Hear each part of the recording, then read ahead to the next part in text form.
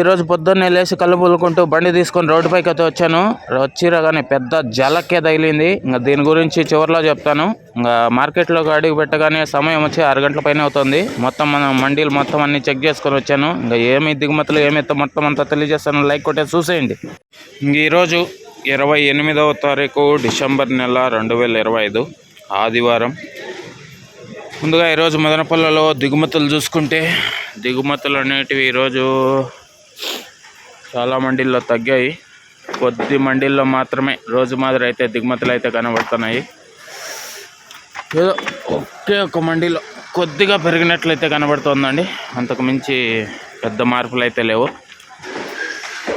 ఇంకా ఓవరాల్ దిగుమతి గురించి చెప్పాల్సి వస్తే ఇవాళ దిగుమతి అనేది నిన్నటి కంటే కూడా కొంచెం తగ్గుముఖంగానే ఉందని చెప్పచ్చు. ఇది మదనపల్లికి సంబంధించి దిగుమతి సమాచారము. ఇంకా ఓవరాల్గా చెప్పాల్సి వస్తే ఒక 10% మేర నిన్నటితో పోలిస్తే తక్కువగానే ఉందని చెప్పాలి. ఇంకా అలాగే మదనపల్లిలో నిన్న టాప్ ధర విషయానికి వచ్చినట్లయితే 1320 రూపాయలండి.